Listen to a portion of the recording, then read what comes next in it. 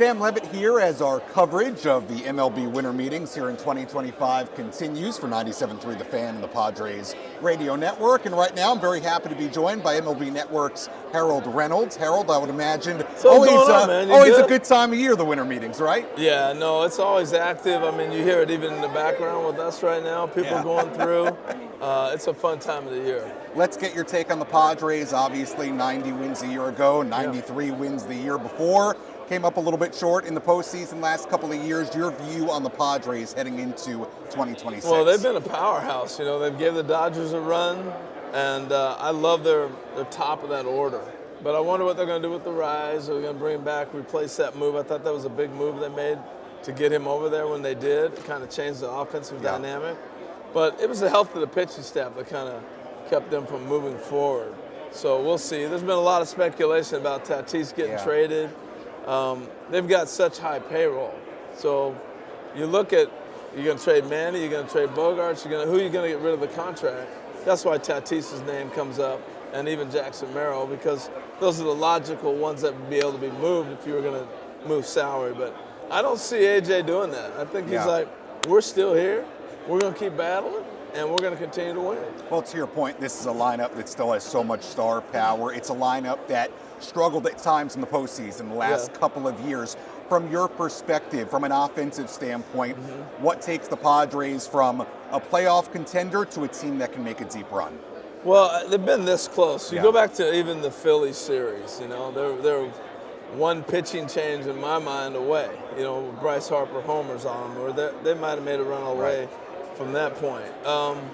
So offensively, I just think you gotta continue to the bottom of the order. If you look at what Toronto did, if you look at the Dodgers even, the stretch of the bottom of the order is what carries teams past that next step. So I think that's what they have to address. We're joined by Reynolds as we continue our MLB winter meetings coverage.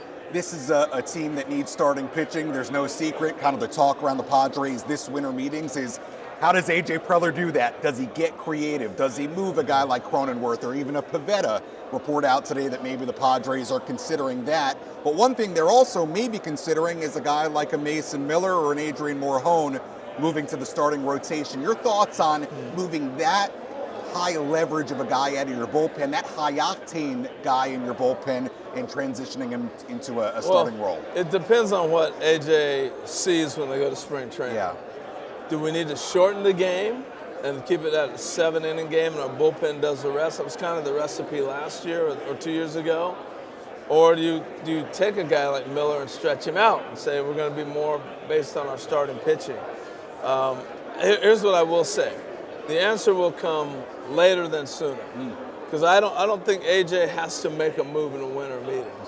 I think he can go all the way into spring training and try to figure it out. And one thing he always does, he's going to make some moves. Yeah, A.J. always strikes, whether it's here or it's later in the offseason, we'll see. Finally, MLB Network, your team, you did a great job this year. Brand new format, day-to-day, national pregame show. What was special about creating the national pregame show and what you guys did this past season on TV? Well, I think being able to lead into games was really special. I think the uniqueness of it was the uninterrupted conversation. Because usually we would have a great conversation. We might be talking about Brett Phillips and his home run in the World Series, and he's coming to the plate right now to hit. And here comes Mike Trout, and that conversation ends, and we turn to Trout. You know, so now doing it early, you can have a complete conversation about Phillips. You have time to go to Trout and have a conversation.